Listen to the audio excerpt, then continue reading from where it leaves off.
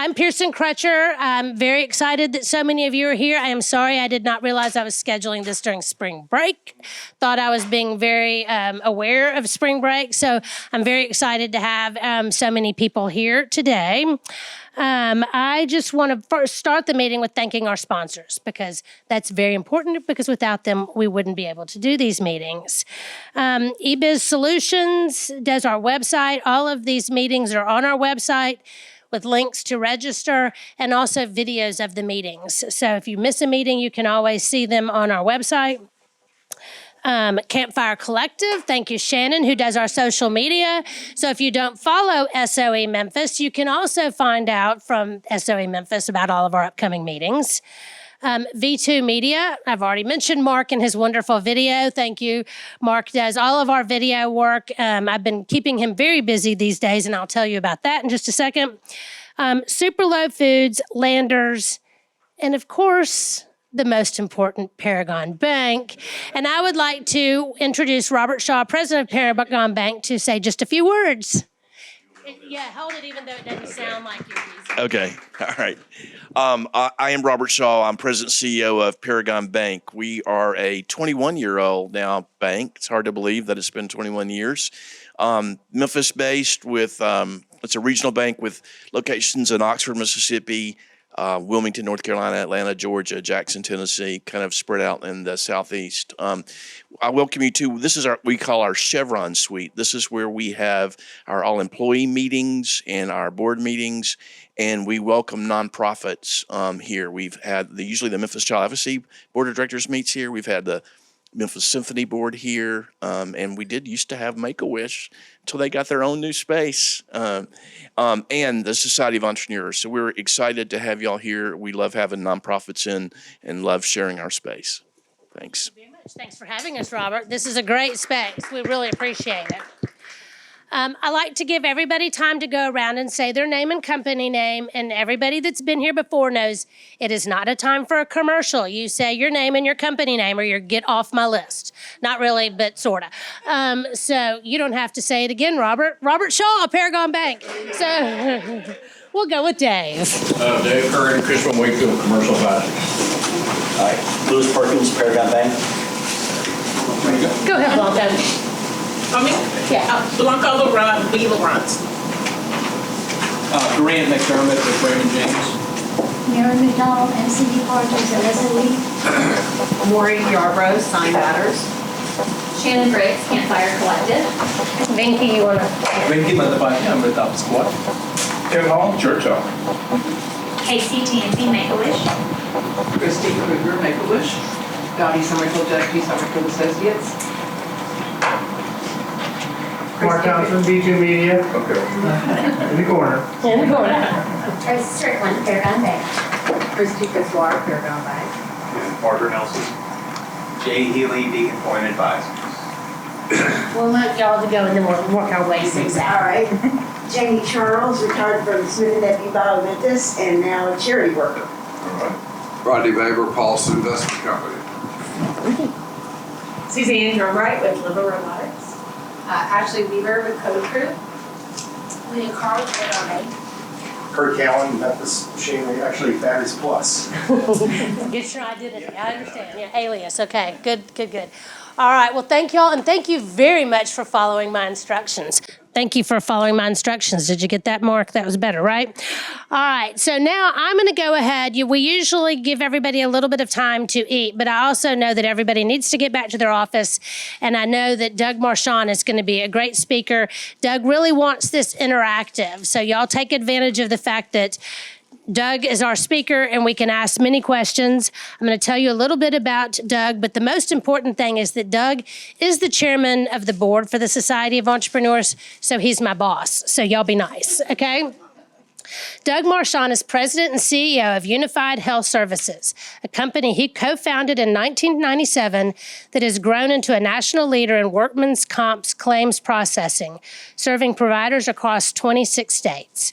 A true serial entrepreneur, Doug has built and scaled multiple successful ventures, helping grow Concord EFS into a publicly traded company, founding Electronic Physician Network, which was later acquired by Envoy and expanded by WebMD, and then doing it again with UHS. His career reflects a constant ability to start, build, and repeat success, making him a powerful voice on what it takes to do it over and over again.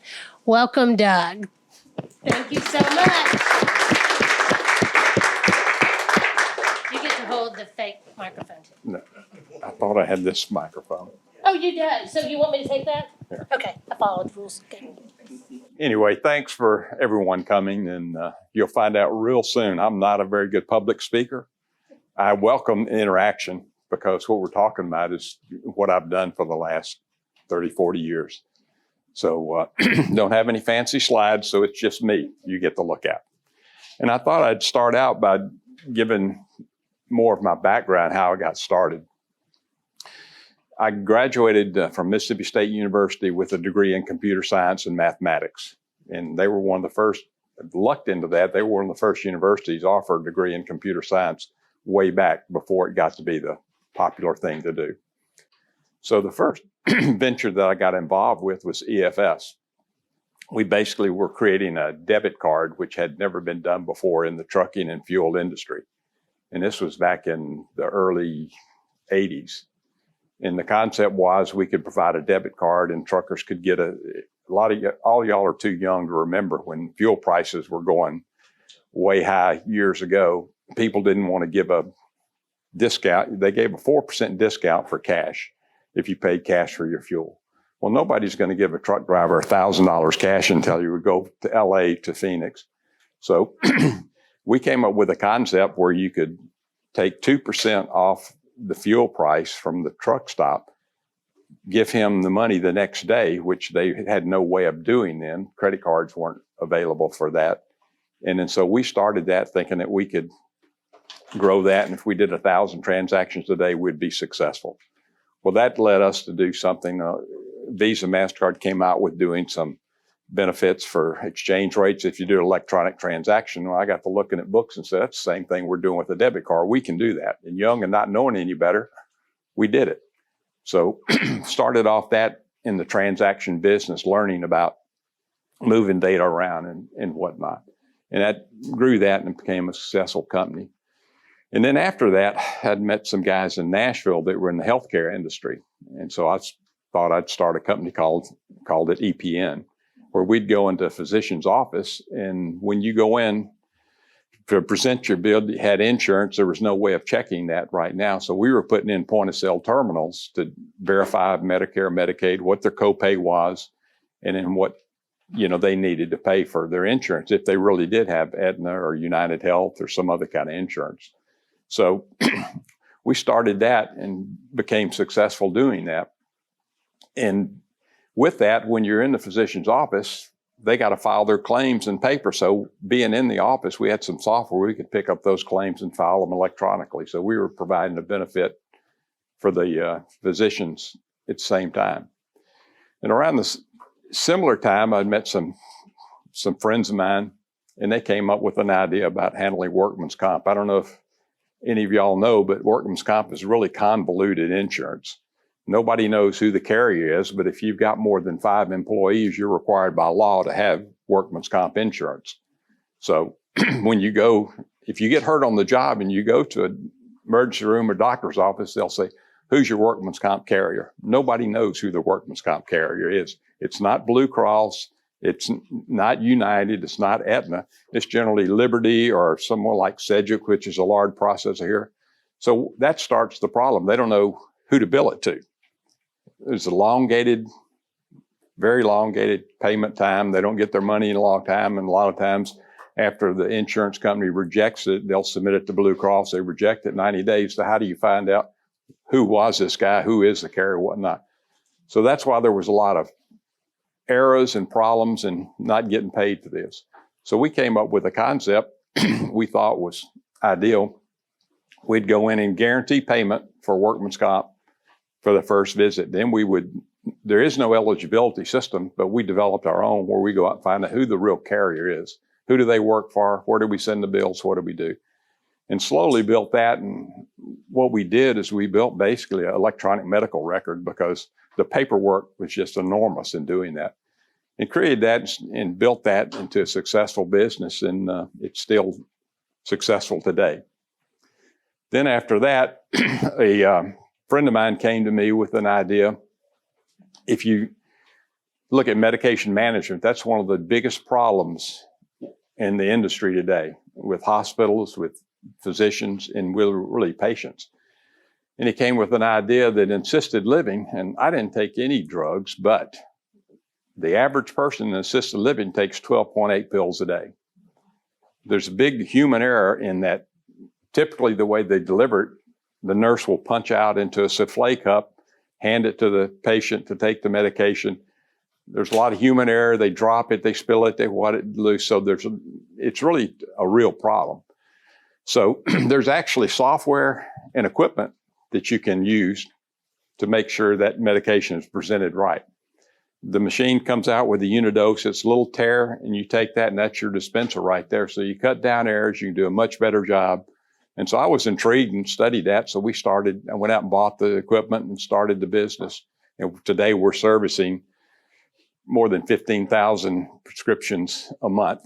And it's turned into a good benefit, not only for the patient, for the families, for the services, the nurse, everybody enjoys. And that's one thing that I've tried to look at on businesses. Where can you find a business that everybody benefits along the line? There's too many businesses where somebody thinks I'm getting hurt or you're getting hurt. So everything that I've done, everybody along the way can benefit from it. So that's been kind of the crux of what I'm doing, because everything I've done is just use technology to solve a business problem. You know, we're not a technical company, but we're using technology every day to solve the current problems that they have. And so that's been kind of what, has been the focus of my background and what I've done in the companies. Basically, we all using the technology. And, and Pearson asked, like, what are some of the most important things in starting a company? To me, the most important thing is the personnel. You got to find good personnel to work and deliver. But even before that, you've got to make sure it's funded properly and that you've got a good idea that is successful. Because I'll promise you, any of your entrepreneurs will want to be, put together a budget that you think you need the money to fund it to get to success like that. Right now, you need to triple that. If you think you need X number of dollars, you need 3X dollars. If you think you're going to do it in 2 years, you're going to do it in 6 years. So give yourself the runway, because when you don't, you get in real trouble. You won't own your company anymore if you have to go out and get outside investors or money. But that is one template that never fails. If you got too much money on the front end, you're still better off. But find good partners too to work with. Not only a bank that can help you grow, somebody that can give you the legal expertise that and those are the kind of things you can really help in getting started. Plus, you got to have a good idea. So talk to other people and find out what is the pressure point in any of these industries or what you need to do. And that'll lead you into what the right thing to do. Because one of the things I tell people, besides, hire good people, the hardest thing you'll ever do is manage people. And there's no easy solution to that, because what I tell people is, everybody gets stressed about firing people and whatnot. You'll never fire anybody. People tend to fire themselves. If you set their goals and set their things to do right, manage it, monitor it, you'll be all right. And that's one other thing that is really important. Anything that you deem to be a success that's important to you, measure it. You've always got to measure it, because we were measuring employees' work before COVID. We knew exactly how many transactions were supposed to happen today, everybody. And then when everybody went remote, there was no way to monitor it properly unless you had the technology to measure that. So anything you think is important in your business, measure it. If you don't, you'll lose track of it. So those are some of the things that I found over time is, typically the funding and the personnel. The hardest thing you'll ever do is manage people. But Maury? Question for you. Okay. So how many companies have you started? I've been involved in 4 companies starting up. So in those, did you have partners in each one? Yes. And how, like, cause I know sometimes partnerships can get really tricky. How have you managed those partnerships? Well, on the ones I knew the people before then, and so, but the concept I have, you never know anybody until you work with them every day. But I had some really good confidence in these partners, and the thing that made us all on the same page is I gave them equity too in the venture. So if you've got a vested interest, you're definitely going to do what's the most important thing for everybody. But that is hard to find the right people you get along with and know. And generally, the other thing about people that I've learned over time, there's only one thing we bring into this world, and there's only one thing we leave with this world, and that's our integrity. Whatever you do, make sure that's your focus on everything you do. Because if you go out and commit something and promise something and you can't deliver on it, you lose some integrity there. But to me, that's the most important thing about any company, but more especially in starting company, because all the companies I've been involved with, I look at them as service companies. I look at they're transaction companies because I know with every transaction I can make a nickel and do something. That recurring revenue is important, but it's all service. Somebody can provide the same service, but the key is you provide the best service available, and that's how you'll win business and keep business. So everything I look at is a service industry. So, and it's one of the key things, I think. Doug, do you want some questions now, or Yeah. do you want to wait till later? Anytime. I mean, there's no later, it's now. Well, I didn't know if you had a little more presentation to make, but that's it. So how many of your companies of the four, how many went public, and how did you monetize those investments over time? Because at some point you want to get your money out. Yep. And your investors want to do the same thing. You go do something else. So tell us about the financial history and what the companies were that went public or whatever that. There's one that went public, and we grew it. The second company, EPN, I sold to a public company, and so then I became part of that public company. Okay. But I did not stay there that long. But that was a way of monetize that. On UHS, during the pandemic, it was a tough time for everybody. And my partners reminded me how old I was getting, and my wife was diagnosed with breast cancer. So then you think, what is going to happen here? So we sold the company to a private equity group, but I kept equity in the company, and that's how that was monetized some. And then the partners can stay in if they want to. But typically, and then the pharmacy, I've not made any plans on anything yet. It's generating cash, and there's really not. What I'd like to do in the future is sell it to one of my partners. And then that way you can figure out either through a bank or leverage it or, loan. But, a lot of people think they're going to go public. That's not necessarily sometimes your best efforts because of all the Sarbanes-Oxley or all the rules and regulation. It's very expensive to be a public company. And then if you falter just a little bit, the market will kill you. So I like dealing in private equity and, personal ownership. And there seems to be a lot of money. There's a lot of money in that market right now. Hey, thanks for being here today. So I'm working on a robotics startup and still in the early stages. So what I'm wondering from you is when you first had this idea that was like debit cards, but no one had heard about that.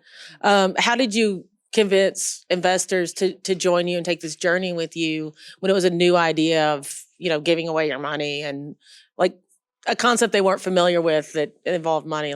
How did you share that vision before it was a reality to get investors? We just presented our plan and said, the one thing with the debit card, nobody had ever done that, but it made sense to do that, because we built a network of truck stops that would honor that. And I put the first point of sale terminal in a truck stop in West Memphis and went in there and sent a transaction back and forth and said, we can do that. Didn't know any better, but we knew technically we could do that, authorized transaction and do it.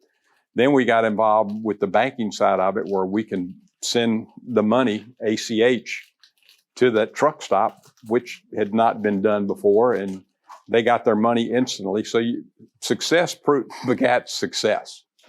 Because the hardest thing, and another thing I hadn't mentioned yet, is sales. You got to be sure your product you got and what you're selling.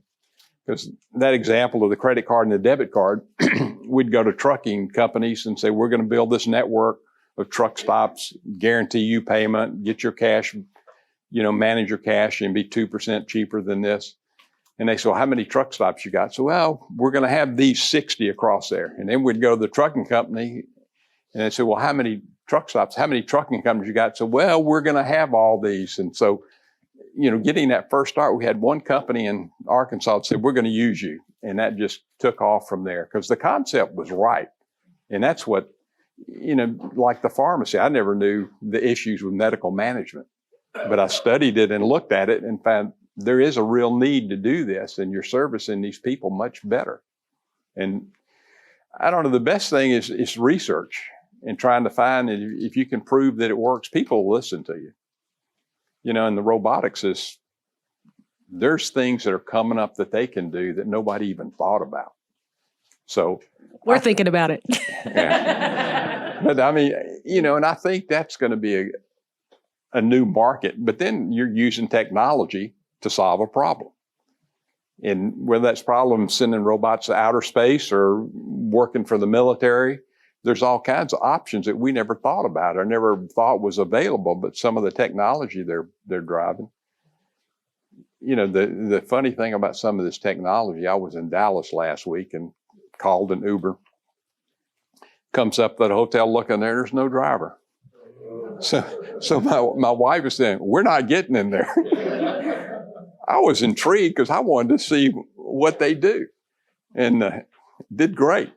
We got to where we were going and didn't have any issues, but that technology, people are worried about it. But if you're worried about that, come drive in Memphis, and see what the better thing to do. But now that's a career field that's going to, I think, happen in many areas that we don't think about.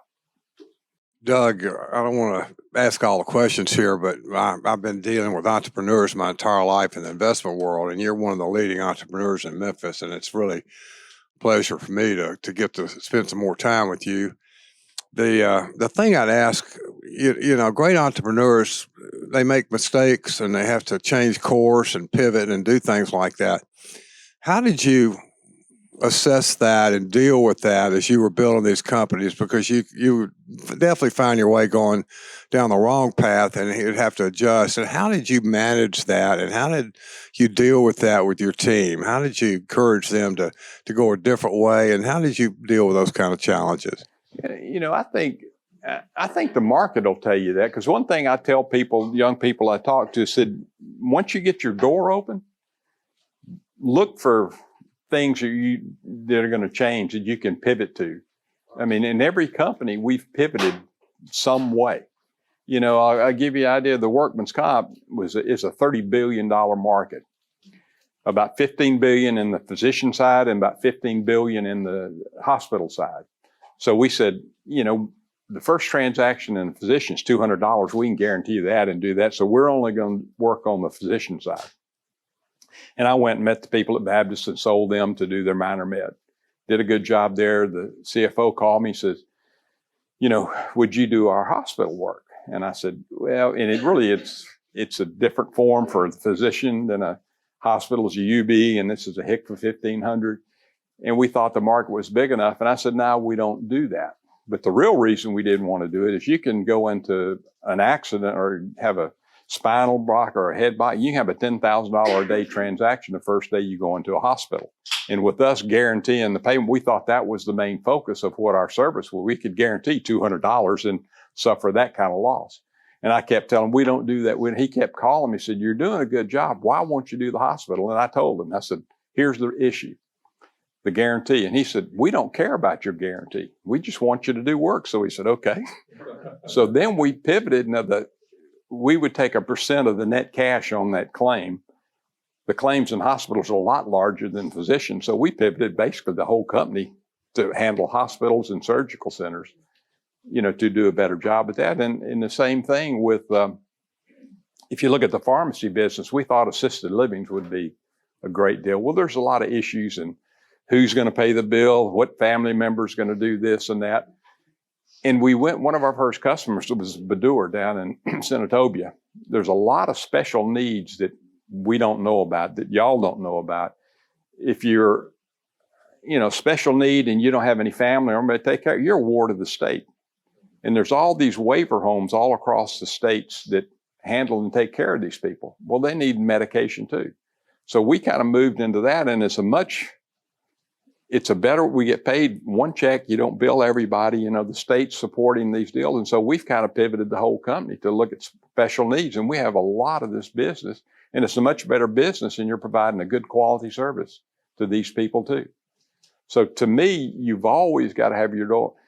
Just like, when we started EFS, we thought these trucking transactions, we can do 1,000 a day and we'll be successful and we can all sit back. Well, we turned into credit card processor. We started our own bank, which is one of the hardest things I've ever done in my life. We're dealing with the government and beginning a bank, but we started, a network, and you move into some. To me, you've always got to be awake and open to what's going on. And it may not be you can do it, but you at least know it's there. And then if you can pivot and it adds revenue or adds services to your benefit, you have to do it.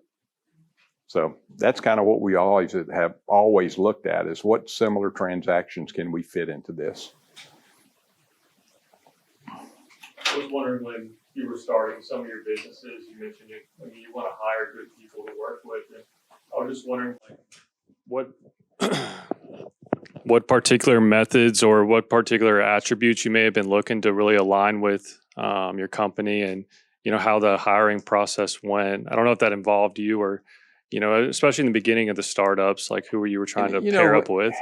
I'd always had the similar values and similar wants. To me, if you have equity and you want to grow the same company, you've got that. You can't do that to everybody, but that is the hardest thing to do. In today's environment, the hiring is totally different, and Dottie can tell you that. More of it is going to LinkedIn or the internet and what you do, but you still got to be real careful. You'll never know that person until you meet them and work with them. So the best thing you can do is meet with them face to face or video, whatever you have to do, and do the background checks. That's all you can do nowadays. And then once you hire them, you'll learn real quick. But if they don't work out, like I said, you don't have to fire them. People fire themselves. But the longer you take to do that, it hurts you, it hurts your company. If you made that decision, you need to do it immediately. And not that, being cruel or anything, but it's going to hurt all your good employees and whatnot. But that's why it's such a hard thing to manage people. Dottie? And Doug, you created an environment that people wanted to stay. If I remember correctly, one of the people that we placed with you at EFS retired some 25, 30 years later. So for the people that work, that you find that synergy, you're creating a space that people don't want to leave. And you did an awesome job everywhere that you've ever gone, as far as I know. You did. What did you do different to keep those people then? Like you said, provide a good work environment, challenge them too. And you measure everything. And if they're doing a good job, you reward them. And, the people that are rewarded monetarily, you find out the ones that are going to work harder and do that. But to me, you have to be able to manage, to monitor the people properly. Or whatever, it's a transaction, or you've got to make this many calls a day, or you got to present this much revenue. You got to be able to measure it quickly. And if they do good, reward them, and then let other people know he got rewarded because he did such a good job, or she did the greatest job we've ever seen. So there are rewards there. And that way you'll find out the kind of people you want to be around. How did you distribute the equity in the company throughout the company? Did you have an option program? How did you manage all that? There is no rule for that. The last couple of companies I started, I learned years ago, the most successful companies I've been involved with are the ones that I've been involved in. So I'm always going to own more than 50%. then the people I bring in, there's no model, this guy that's going to be the CFO, he's going to get 20%. This guy's going to, depend on what jobs you want to do, you equity. There's no formula for that. But using warrants is a good way. Once you grow and get big, you hire somebody, you've got these warrants and they mature over 4 years. That way you keep them around and they're good people. So, but I've done it just on the front end equity. How many employees did you have in those companies? In UHS now, we got about 170 employees. The pharmacy, there's like 11 people now running the pharmacy. It's generating about $10 million in revenue. So, look, expand that. There were several thousand once EFS and Concord grew. But what I found, we all have different personalities. What I found, I love building things. But once they get so many people, I'd rather do something else, because it's hard. And luckily I've had good people I could kind of hand off to and said, you handle all these and I'll think of something new to do or keep looking for new stuff to do. Thank you so much, Doug. With technology changing so rapidly nowadays, if you were to start a new company today, what would that be? I'm curious. I look at that, I know the robotics is one thing. And if you look at around that, what's going on, and the reason they can do that, because technology has advanced so quickly, the computers are so much faster, which I wish I'd invested in some of those computer companies that are doing the LiDAR and things like that. But, the robotics is going to be really deal. I mean, people look for service. So I'd look for, service and what technologies are going to provide for service industry more. And, but, in some of the sad things, the new technology that I look at, and when I look around, everybody's got one of these computers in their pocket, this phone. You look at what the phone does, and there's tons of stuff you can do with that. And one of the biggest users of the phone is gaming technology. So that is going crazy, but, that's a hard one to get into. But to me, the phone is a good way to touch so many people. And I look at that, I mean, you got to be able to, just like this nonsense we're going on in TikTok. If you look at that, that's one of the biggest apps they use. But you know what they use it in China for? They use it for education. You know what we use it in America for? Stupid stuff. But it's a technology that could change our continent in education. If you look at a lot of these underserved countries, they don't have education. But if you use that phone properly, which they'll have a phone, and use education, I think you could change a lot of things. I think that's one of the things of the future we need to be focusing on, and we don't. The technology is there to do it, but somebody needs to emphasize that more. Our school system hasn't changed in 200 years. Well, that's I'll work on that a little bit. That's one of the problems with Memphis. That's my own personal deal. We passed all these gambling casinos, all these lottery to fund education. Now, we've been doing that for 20 years. The education has not improved one bit. So where'd that money go? So we all need to take interest in doing things like that to help the community. But, education is a key factor that we need to work on because, I don't know what's going to happen with that. Thank you so much. Yeah. You're not saying our government political system's not working well. I don't have to say that. We know that, but anyway, I think if you take interest or do something, you got to give your all to it, and that's what I think entrepreneurship is. You got a good idea, stick with it, learn from it, grow it. With a computer science degree, did you know that this is how your life was going to unfold?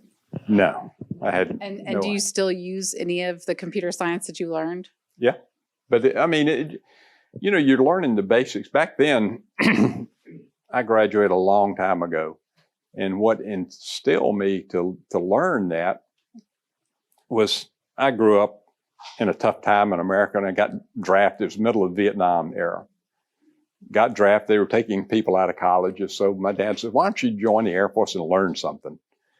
So, so I did that. A lot of times people in the service don't want to work hard, but I was always intrigued with that. So I got to work on the equipment that they sent to Vietnam, and really the ECM equipment, which is electronic countermeasures. So GE was developing all their technology with the U.S. Air Force. And I had a GE technician that I liked, that I worked with him and learned from him.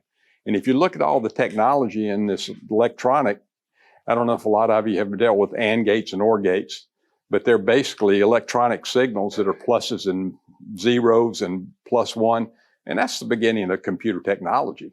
So I was intrigued with that. And then when I went back to Mississippi State after I got out of the service, they offered that degree. And I said, that seems pretty interesting and like it. But you're learning the basics of data and movement stored, and it'll stick with you all the time. But everybody's way more technical nowadays than when I was growing up, just because you're exposed to it every day. But I had no clue where it would take me. The thing I did know, I was getting a degree in math. And the only reason I was doing that, because I could make A's in math. I didn't know what you did. I was not going to be a teacher or whatnot. So I found out IBM was hiring all their graduates. There was no computer science degrees. So they were hiring all their graduates that were math majors or physics majors, because that's a pure science. And that's a logical thought process. And that's why I could succeed in all this stuff like economics and finance, all that, is a mystery to me, because it wasn't plain black and white where physics and math is. And IBM was hiring all these people because of the logical thought process. And so that worked for me as much as anything, I think, I hope. Thanks. This is great stories that you're telling. I think the email said that you would talk about what you would be doing differently next time. So what would you be doing differently next time? I mean, I would basically I'm trying to think of what different, we all make mistakes, but the one thing I would probably do a little different, I would put more focus on sales. I thought, everybody's going to want this because it's great and, pays for itself. Workman's comp, we give them more money than they collect and all this, that. Well, that never works that way. And so to me, focusing on sales, because you got a good product, you got to get it out there. Not everybody's going to come running to your door to beat it down.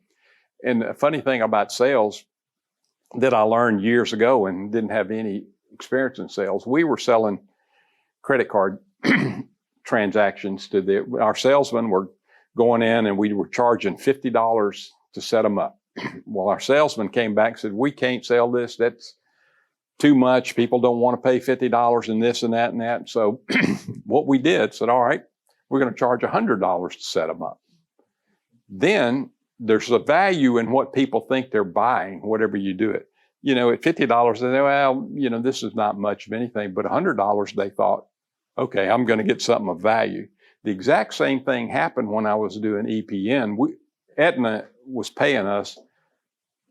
We had some software that we could put on their computers, and we were charging $250 to pick those transactions up and move them. Well, Aetna liked the idea of getting an electronic transaction from us. They said, we're going to pay for the $250 startup. So we went out, and so we'd find doctors that took Aetna and didn't. The doctors that took that free software, we could never get them set up because they didn't put any value in it. But the ones that charged $250, they're invested in it. And this was, back in the 90s, and said, I've got money invested. I'm going to make sure this works. So it was just counterintuitive to what I thought. And so you got to be aware of that. And sales, to me, people put a little bit, I don't know. I mean, I did too, because I wasn't in sales. A little bit of value. It needs to be raised up to higher, I think, because there's always a discussion between operations and sales and who does what and why they don't do this. But to me, if you educate people, the one thing I learned about, sales and running a company too, is don't create silos. Good thing about UHS, we'd have an eligibility system, we'd have a billing system, we'd have invoicing, we'd have collection and whatnot. So everybody was kind of working in the silo. And I found out, if this person on the front end knew what happened on the back end, they could do a better job. So we started a training deal. So this is where it goes. This is what every department does. If you do a better job here, we'll get the money faster, and then we won't have all this litigation going on or problems going on. And that's one thing I'd change too. Make sure everybody knows the whole step. You know, even the salespeople, you bring them in and have them sit down and work in operations. That way they know when they're talking about something, they can deliver that product properly or know the pitfalls of it. And that way you do a better job. So. What was the most successful company you ever founded and were involved with? Of all the things you did, what was the one you would highlight? Was it Concord? EFS became the largest. Okay. Because I remember that trading, you know, we followed that company well and raised money for them. That thing was like $30 billion or something, if I remember correctly. Well, the cap, it sold for $8.5 billion. $8.5 billion. But well, it came way down. it went up, but it in one thing, and people don't know about that, but in the 80s or early 90s, the market cap was bigger than FedEx at the time. But FedEx, you know, had not taken off by then. You know, and that's something that Dan and I never fathomed would ever happen. But yet we're out there doing things and pivoting and can't do. And there was a couple other things that if we could have done, would have done a lot better, but you were ahead of your time when you did it. $8 billion is pretty good. Yeah. We hadn't had a lot of those in Memphis. We've had a number of them. FedEx trades for about $50 billion now, $60 billion. Oh, I know. It's. And I was on the FedEx IPO team back in the 70s. We'd have to call people up and say, "We got this coming. Get your package next day." And you go, how are they going to do that? I know. We tell them, and the guy would hang up. You know. Well, I moved here in 76 for 1 year, and it kind of worked out okay. And FedEx was just getting going and starting to go, and nobody really knew what that could become. But, you know, Fred did an incredible job for the city and for the company and people everywhere. So, but I mean, and that's one thing, you know, you mentioned that, the value, never think about that when you're starting a company. You know, the end game is going to work out. But if you start something, I'm going to do this and make this kind of money, it's not the right focus to me. You need to focus on your product and your service. And then if it's successful, your reward will come later on. What was your motivation for starting that first company? Like, what made you think, I'm gonna go alone? Dan Palmer and I became good friends when I came to Memphis to be IT of a large agricultural chemical company, and Dan was the CFO there, and he and I became friends after 5 years. And basically, want to be your own boss. You know, at the time, you know, we'd help turn a company around and whatnot, and said, we can do that. I was young and didn't know any better. So, and luckily it worked out. And the interesting story about that is the only people that had disposable income back then were physicians. This was back in the early 80s. So we'd put together about 7 or 8 doctors that we knew pitched the idea of the debit card in the trucking industry, and they all liked it, and they started funding it. And luckily, we did, because we would have bankrupted every one of them. But Dan ran into Bill Matthews, who was a banker that didn't like banking. But he was intrigued with what we were going to do with transaction processing. So basically, Union Planters funded the start of it. And that way we kept going. And then whenever Union Planters got in trouble, the board said, get rid of anything non-banking. We could have bought the company then at the time, but they didn't want to. But Dan found Concord Computing up in Boston, who had never made any money in their 17 years as a public company. Merged the companies. We did what we thought we could grow a lot faster than they could. So we did a reverse takeover. We grew faster, moved the headquarters to Memphis, and then the story became what it was. But that was an interesting start of the company, and didn't know anything about it. And that's why it takes a lot more money than you think to start a company, and a lot longer. So, Doug, you said you had a partner in each of your companies. Were they all different, or did you partner with someone the second or third time? They were all different, every one of them. But just lucky, I guess. But Well, it's 3 times as long as you think. You're sticking with that rule, right? and there is no rule. Just you got to have in your brain that you better be ready for it, because even as good as you think it's going to be, something's going to happen. It may be faster. If it's faster, then you're in better shape. You're more liquid. So Where do you find all of the ideas, Doug? I mean, they're all sort of general, but I mean, are you just reading everything, or just? I mean, try to stay, but just had, an ear, listen to what people are saying or what they're going to do. And, I never knew anything about the pharmacy industry, but yet I was intrigued with it when this friend of mine said this and saw there is a real need to it. And I've taken that concept to some of the hospitals in Memphis that we could help them save money, but yet they're not ready to move. So quit calling on them. But, there's all kinds of services out there that if you look around that are necessary. But I don't know, I guess just been lucky in looking at them, because, I had no medical background, no insurance claims processing, but turned that into really a unique little company that services by just being open or thinking or looking. I don't know. Doug, do you have an opinion on artificial intelligence and what the impact on that really might be in the real world? It's coming right at us now. It's massive, such a massive thing. It's massive, but if you look at it, the only thing artificial intelligence is data. You're managing data. And I tell people, just like at UHS, we were presented to the investors to sell the company. Said, we've been using artificial intelligence. We got 25 years of data of what doctors pay, what doctors bill, what insurance companies pay.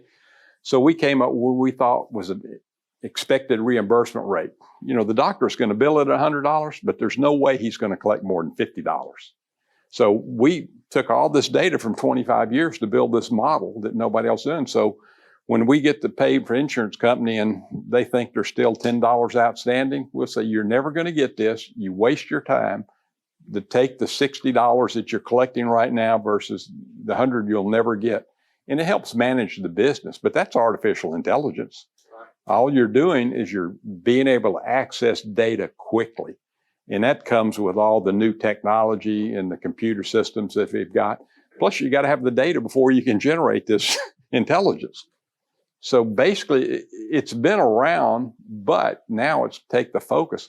I think there's a lot of people that are saying the artificial intelligence are going to cut jobs, we're going to lose people, all that. I think it's going to be a little bit different. I think people that use artificial intelligence are going to be more successful. And they're looking at the data and they find out people that are doing that, they're working longer, not shorter. And they're intrigued, or they're finding new eras or new access to data. So I think the ones that get on top of it are going to be quite successful. And who knows what it's going to really come to as far as employment. I think it's going to challenge people to use it to get smarter. Nobody has any other questions?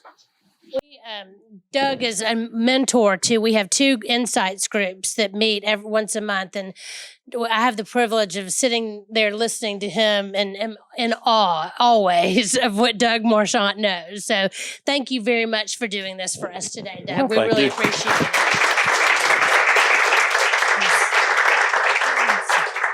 A very interesting career. Well, I hope. I just want to say the next month we will be meeting. I thought it was interesting that he talked about how important partnerships are.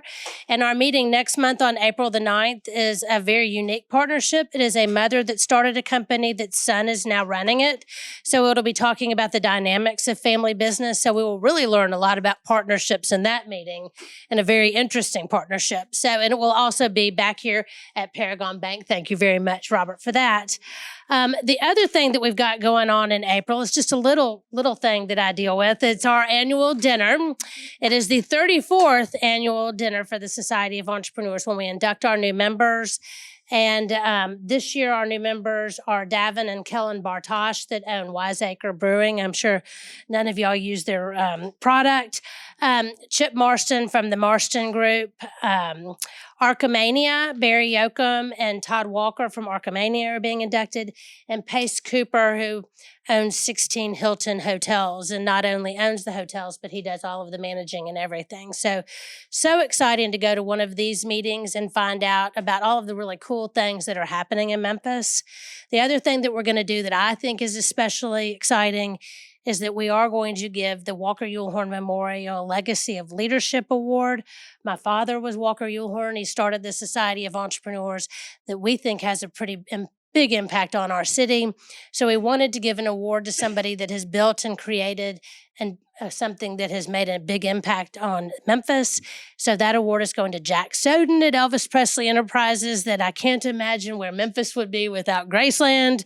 Lots of tourism money coming in. So I'm very excited about that part of the dinner. Also, it's April the 18th at the FedEx Event Center at Shelby Farms. So I hope that y'all all look at that and plan on coming. I think that that's all I have, except for thank you again, Doug. This was wonderful.